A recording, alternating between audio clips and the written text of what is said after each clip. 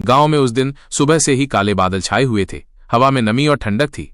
थोड़ी देर बाद आसमान गरजने लगा और देखते ही देखते मूसलाधार बारिश शुरू हो गई। मिट्टी के रास्ते पानी से भर गए, पेड़ों की पत्तियां भीगकर झुक गईं और लोग अपने अपने घरों में दुबके बैठे थे। गांव के किनारे एक छोटी सी पुरानी झोपड़ी थी। उसमें एक गरीब लड़का अकेला रहता था। झोपड़ी की दीवारें मिट्टी की थीं और छत सूखी घास और पुराने टीन के टुकड़ों से बनी थी।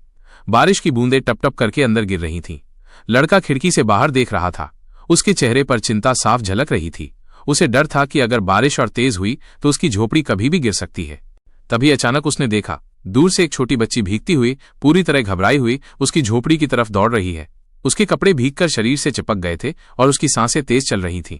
वो जैसे ही झोपड़ी के पास पहुंची, बिना कुछ बोले अंदर आकर कोने में छुप गई।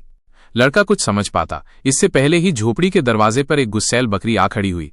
उसकी आंखें लाल थीं, सींग आगे की ओर झुके हुए, और वो जोर जोर से मिमिया रही थी जैसे किसी को ढूंढ रही हो। लड़के ने बच्ची की तरफ देखा और उसी पल उसे अंदाजा हो गया कि शायद इस छोटी बच्ची ने बकरी के बच्चे को कोई चोट पहुंचाई होगी, तभी बकरी इतने गुस्से में है। लड़के ने हिम्मत जुटाई और बारिश में बाहर निकल आया। वो बकरी के साथ साथ उस दिशा में चल पड़ा जहां से बकरी आई थी। थोड़ी दूर जाने पर उसने देखा, कीचड़ में एक छोटा बकरी का बच्चा बैठा था। वो कांप रहा था, बारिश से पूरी तरह भीग चुका था और उसके सिर से खून निकल रहा था।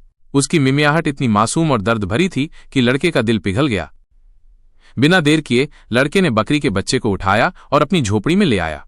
वहां उसने एक पुराना कपड़ा और कुछ देसी मरहम निकाला। धीरे धीरे उसने बकरी के बच्चे के सिर पर मरहम लगाया, फिर सावधानी से पट्टी बांध दी। बकरी का बच्चा अब रोना बंद कर चुका था। उसकी आंखों में जैसे थोड़ी राहत आ गई थी। इतने में मां बकरी भी झोपड़ी में आ गई। वो अपने बच्चे के पास आई और प्यार से उसे चाटने लगी। बच्चा हल्की आवाज में मिमियाने लगा, जैसे मां को बता रहा हो कि अब दर्द कम हो गया है। लड़का ये सब देखकर मुस्कुराया। छोटी बच्ची भी कोने से बाहर आई और चुपचाप बकरी और उसके बच्चे को देखने लगी। शायद उसके दिल में भी अब थोड़ी शर्म और पछतावा था। बारिश अब धीमी हो चुकी थी। झोपड़ी के अंदर का माहौल गर्मजोशी और अपनापन से भर गया था।